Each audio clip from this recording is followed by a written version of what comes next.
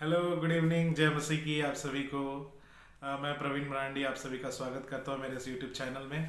और उम्मीद करता हूँ आप सभी लोग बहुत अच्छे हैं परमेश्वर की दया से। तो मेरे प्यारों, कल के वीडियो में हमने बातें किया था बपतिस्मा के विषय में।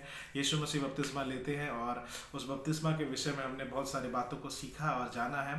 तो आज जब हम बपतिस्मा से आगे अगर देखेंगे यीशु मसीह के जीवन के विषय में, तो जैसे ही उनका बपतिस्मा होता है, आप देख सकते हैं मत्ती उसके 4 अध्याय और 1 पद से ही वो क्या होता है, आत्मा के द्वारा वो जंगल में ले जाया जाता है।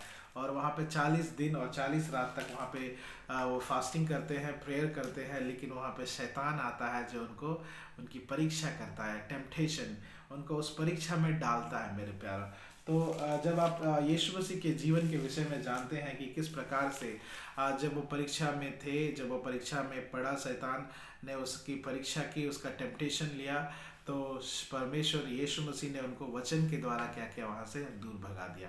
तो मेरे प्यारों, जब आप मत्ती उसके 4 अध्याय 1 पद से लेके 11 पद तक आप पढ़ेंगे तो पूरी घटना आपको क्लियर हो जाएगी कि किस प्रकार से यीशु मसीह शैतान को अपने निकट से दूर कर देता, अपने निकट से दूर कर देता वचन के द्वारा, वचन के द्वारा। तो मेरे प्यारों, आज का जो हमारा टॉपिक है वो टेम्पटेशन है, वो परीक्षा है, वो टेम्पटेशन। अगर आप हिंदी बाइबल में देखेंगे तो परीक्षा लिखा हुआ है, लेकिन अगर आप इसको इंग्लिश बाइबल में देखेंगे तो इसका जो जो वर्ड यूज़ किया गया वो है टेम्पटेशन।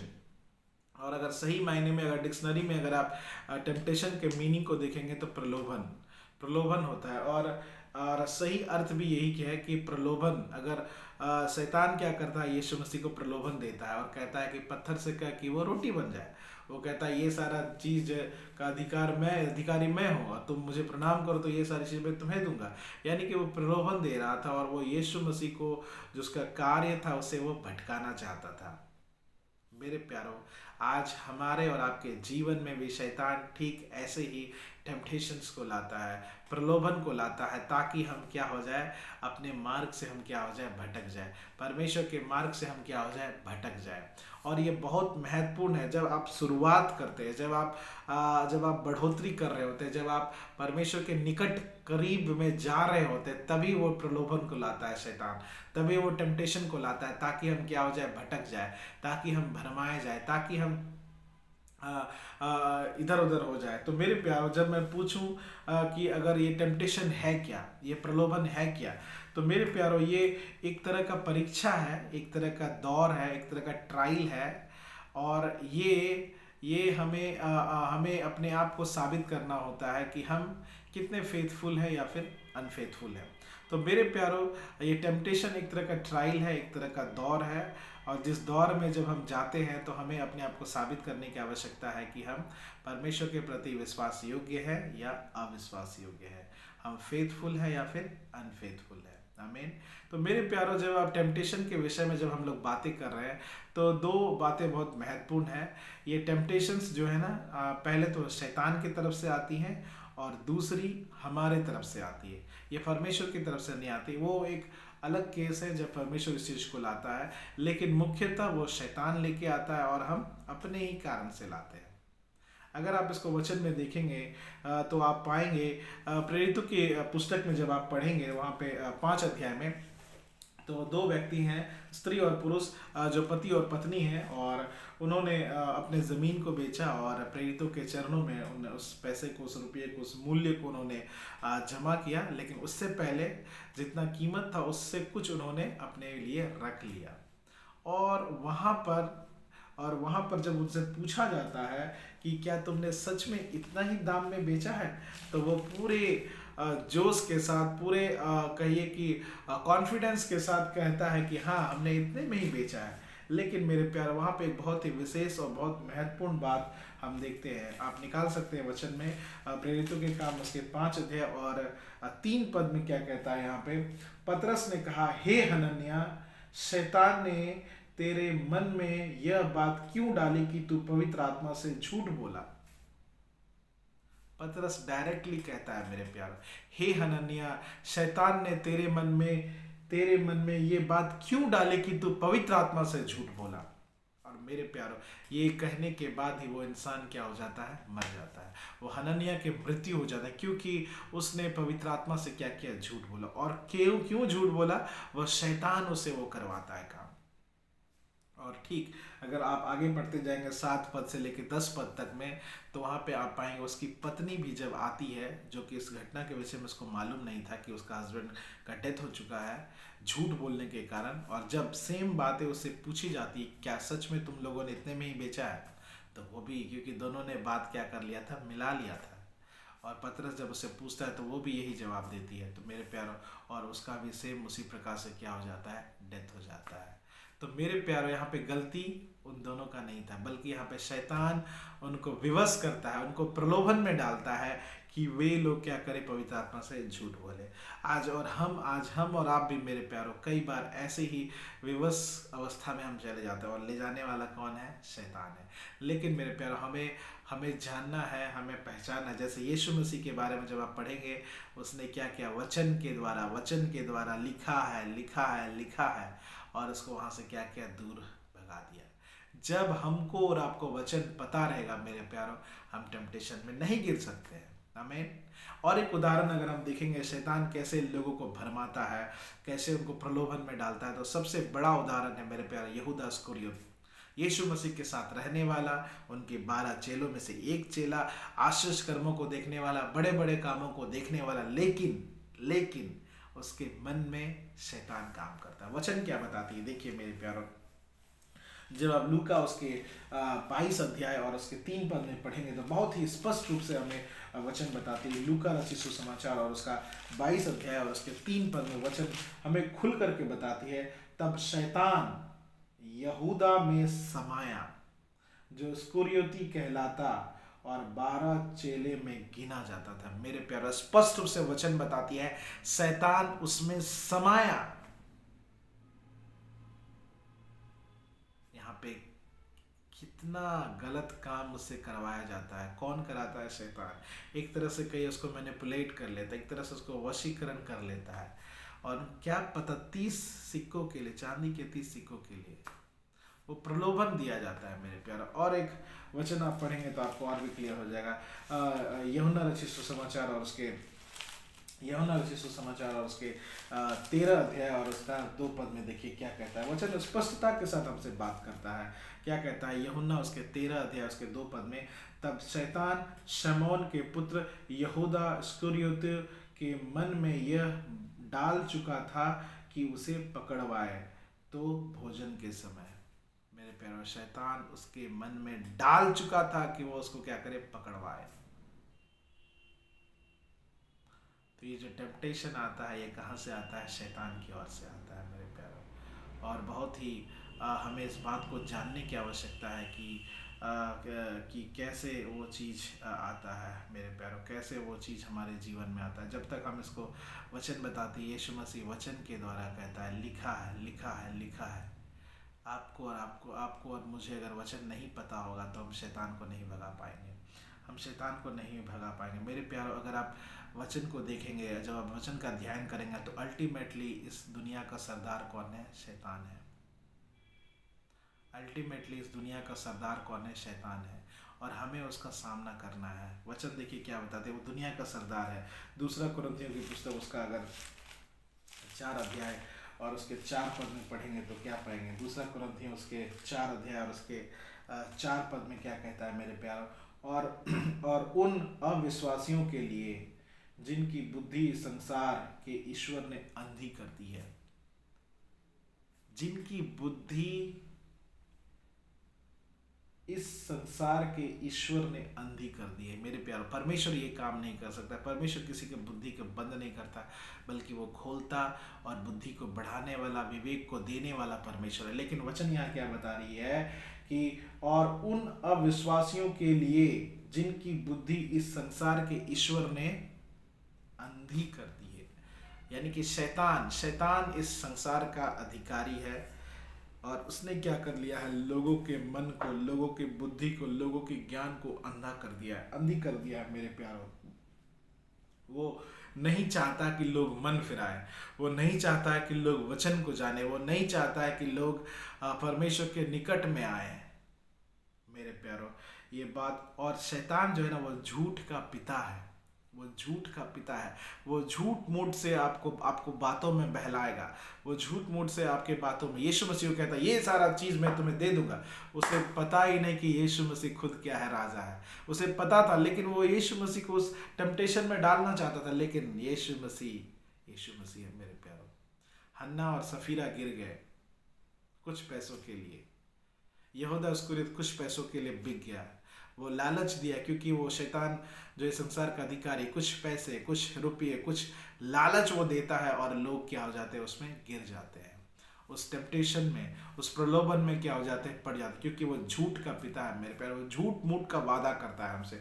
वचन साफ साफ कहती है कि वो झूठ का पिता है। यूहन्ना की पुस्तक में अगर आप पढ़ेंगे उसके 8 अध्याय और उसके 44 पद में, तो वचन खुल करके हमसे बातें करती है कि शैतान क्या है। जब आप यूहन्ना की पुस्तक और उसके 8 अध्याय और उसके 44 पद को जब आप मेरे प्यारों पढ़ेंगे, तो वचन आपसे क्लियरली बातें करेगी। वचन क्या कहता है 8 का 44 में, तुम अपने पिता शैतान से हो और अपने पिता की लालसाओं को पूरा करना चाहते हो। वह तो आरंभ से हत्यारा है। सुनिए, शैतान क्या है, वो आरंभ से हत्यारा है और सत्य पर स्थिर ना रहा, क्योंकि सत्य उसमें है ही नहीं। जब वह झूठ बोलता तो अपने स्वभाव ही से बोलता है, क्योंकि वह झूठा है, वरन झूठ का पिता है। सोचिए शैतान क्या है, वो झूठ का पिता है मेरे प्यारों। अगर थोड़ी देर के लिए वो आपको एक थोड़ा सा कुछ दे दे, थोड़ा संपत्ति दे दे, तो आप सोचेंगे वाह मुझे बहुत सारा चीज़ मिल गया। लेकिन मेरे प्यारों, वो हमें भरमा रहा है, वो हमें भटका रहा है। हमें भटकने की आवश्यकता नहीं है। हमें भरमाने की कोशिश वो करेगा, लेकिन हमें वचन से उसे क्या करना है, दूर करना है। तो मेरे प्यारों, पहला चीज़ जो टेम्पटेशन हमारे जीवन में आता है, वो कौन लेके आता है, शैतान लेके आता है। और उसका उदाहरण भी बखूबी हमने देखा है। और दूसरी बातें हैं मेरे प्यारों, हम खुद उस टेम्पटेशन में क्या हो जाते हैं, पड़ जाते हैं। प्रेरित पौलुस खुद कहता है कि मैं भी टेम्पटेशन में पड़ जाता हूँ। उसके लिए आप पढ़ सकते हैं रोमियो उसके 7 अध्याय और उसका 22 और 23 पद में क्या कहता है मेरे प्यारों। रोमियो उसके 7 अध्याय और उसके 22 और 23 पद में देखिए क्या कहता है मेरे प्यारे वचन। 22 पद में क्या था, क्योंकि मैं भीतरी मनुष्यत्व से तो परमेश्वर की व्यवस्था से बहुत प्रसन्न रहता हूँ, परंतु मुझे अपने अंगों में दूसरे प्रकार की व्यवस्था दिखाई पड़ती है, जो मेरी बुद्धि की व्यवस्था से लड़ती है और मुझे पाप की व्यवस्था के बंधन में डालती है, और जो मेरे अंग में है। यानी कि हमारे शारीरिक जीवन, शारीरिक अंग हमें उस टेम्पटेशन में डालता है मेरे प्यारों, हमें उस टेम्पटेशन में डालता है। यानी कि हम खुद से भी हम क्या होते हैं, टेम्पटेशन में चले जाते हैं। तो मेरे प्यारों, एक चीज़ जो बहुत महत्वपूर्ण है, टेम्पटेशन, ये प्रलोभन पाप नहीं है। लेकिन जब ये प्रलोभन को हम करते हैं, ये जब कार्यान्वित होता है, जब हम इसको अलाउ करते हैं, वो क्या बन जाता है, पाप बन जाता है। शैतान हमें प्रलोभन दे रहा है, वो पाप नहीं। प्रलोभन देता है, लेकिन हमें जब हम उसको अलाउ करते हैं होने के लिए, तब वो क्या बन जाता है, पाप बन जाता है। लेकिन अगर हम उसको दूर भगाते हैं, उसको अलाउ नहीं करते, तो वो पाप नहीं होता है। मेरे प्यारे, वचन हमें स्पष्ट रूप से बताती है। एग्जाम्पल के लिए अगर आप देखेंगे यूसुफ के जीवन में पोतीफर की पत्नी उसको बहुत विवश करती है, उसके साथ वो गलत काम करने के लिए, वो शारीरिक संबंध बनाने के लिए बहुत तरह से उसको, एक तरह से कहिए उसको रिझाती है। लेकिन मेरे प्यारे, वचन बताती है वो भाग जाता है वहाँ से, अपने पैरों का इस्तेमाल करके वो वहाँ से भाग निकलता है। तो मेरे प्यारों, हमारे शारीरिक चीज़ से हम उस जगह में, उस टेम्पटेशन में हम जा सकते हैं, लेकिन हमें क्या करना है, वहाँ से भाग निकलना है। हमें वहाँ से क्या होना है, भाग निकलना है। एक और वचन जब आप पढ़ेंगे तो और भी क्लियर हो जाएगा। दूसरा तीमुथियुस की पुस्तक उसका 2 अध्याय और उसका 22 पद में देखिए क्या कहता है मेरे प्यारों।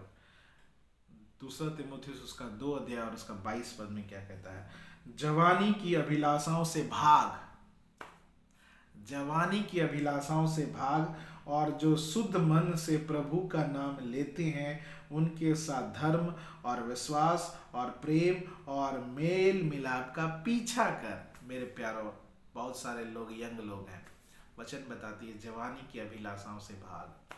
मैं भी कई बार गलतियां करता हूँ, मैं भी बहुत ऐसा चीज़ है जो नहीं करना चाहिए, लेकिन मेरे प्यारो हमें वचन में दृढ़ रहने की आवश्यकता है। जवानी की अभिलाषाओं से हमें भागने की आवश्यकता है।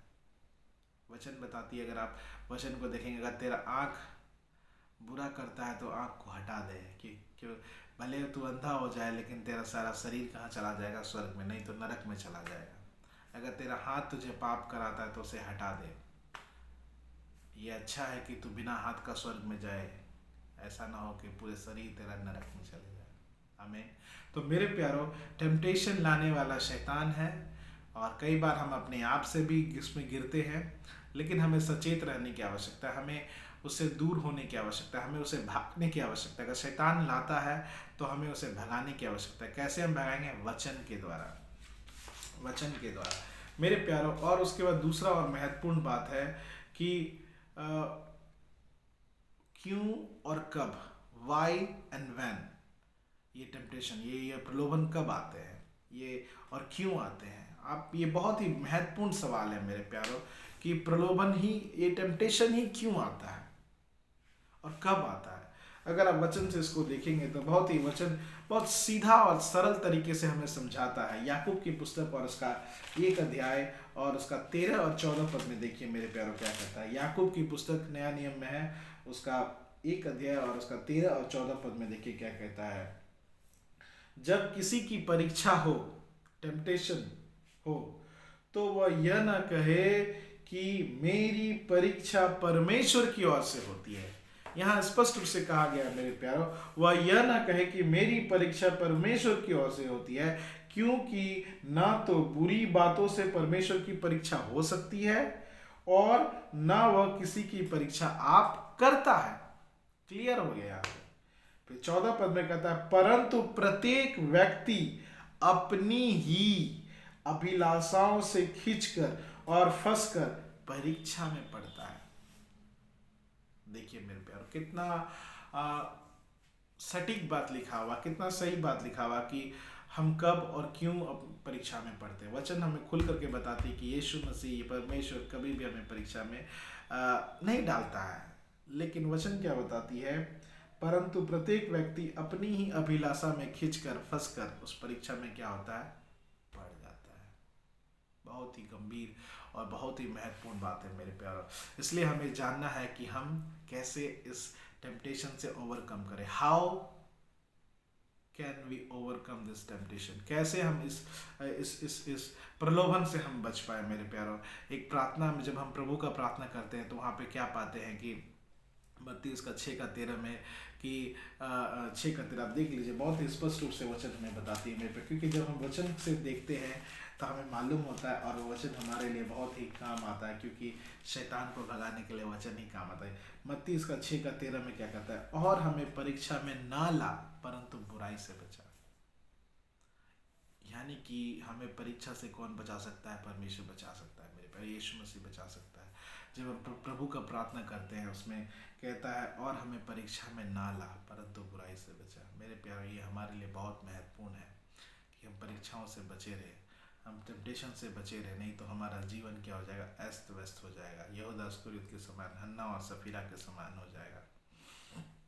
वचन बताते इसी मत्ती के 26 अध्याय, मत्ती रचित सुसमाचार उसके 26 अध्याय और उसके 41 पद में देखिए मेरे प्यार, बहुत ही सटीकता के साथ वचन हमें क्या बताती है। 26 अध्याय और उसके 41 पद में क्या कहता है, जागते रहो और प्रार्थना करते रहो कि तुम परीक्षा में ना पड़ो। जागते रहो और प्रार्थना करते रहो कि तुम परीक्षा में ना पड़ो। आत्मा तो तैयार है परंतु शरीर दुर्बल है। क्लियर कट बातें हैं मेरे प्यारे, कोई इफ एंड बट नहीं, कोई दिस और दैट नहीं, कोई किंतु परंतु कुछ नहीं। प्रार्थना करते रहो, जागते रहो कि तुम परीक्षा में ना पड़ो। आत्मा तैयार है परंतु शरीर दुर्बल है। हालेलुया मेरे प्यारो, अपने आप को हमें तैयार करने की आवश्यकता है। अगर आप मुझे कहेंगे तो मैं बहुत लंबा इस पर बोल सकता हूँ, लेकिन वह वीडियो बहुत लंबा हो जाएगा। लेकिन मेरे प्यारो, हमें ये जानना है कि हमें परमेश्वर इस परीक्षा से बचा सकता है, हमें परमेश्वर इस परीक्षा से बचा सकता है। हालेलुया। एक वचन के साथ मैं आपको छोड़ रहा हूँ मेरे प्यारों। याकूब की पुस्तक में हम फिर से जाएंगे और देखेंगे कि याकूब की पुस्तक में हमारे लिए क्या है। याकूब की पुस्तक उसका 1 अध्याय और 12 पद में क्या कहता है मेरे प्यारों। 1 अध्याय और 12 पद बहुत ही महत्वपूर्ण, इसको आप अंडरलाइन कर लीजिए, अपने नोट कर लीजिए कहीं पे। याकूब उसका 1 अध्याय और उसका 12 पद क्या कहता है। धन्य है वह मनुष्य जो परीक्षा में स्थिर रहता है, क्योंकि वह खरा निकल कर जीवन का वह मुकुट पाएगा जिसकी प्रतिज्ञा प्रभु ने अपने प्रेम करने वालों से की है। आमीन। मैं आपके लिए और एक बार धीरे से पढ़ देता हूँ। याकूब की पुस्तक उसका 1 अध्याय उसका 12 पद क्या कहता है। धन्य है वह मनुष्य जो परीक्षा में स्थिर रहता है, क्योंकि वह खरा निकल कर जीवन का वह मुकुट पाएगा जिसकी प्रतिज्ञा प्रभु ने अपने प्रेम करने वालों से की है। तो मेरे प्यारों, परीक्षा में स्थिर रहने के लिए कौन हमें मदद करेगा। परमेश्वर मदद करेगा। परीक्षा में हमें ना पढ़ने के लिए कौन मदद करेगा। परमेश्वर। तो इन शॉर्ट अगर आप कहें, सीधा सीधी बात है, हमें परमेश्वर के साथ संपर्क में रहना होगा। उस सारे हथियार को हमें बांध लेने की आवश्यकता है ताकि हम इन परीक्षाओं में ना पड़े, इन बुराइयों से हम बच सकें। आमीन।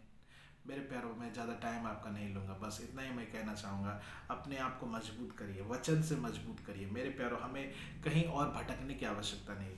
ये हमारे लिए वो पुस्तक है जो हमें जीवन देगा। ये वो पुस्तक है मेरे प्यारों।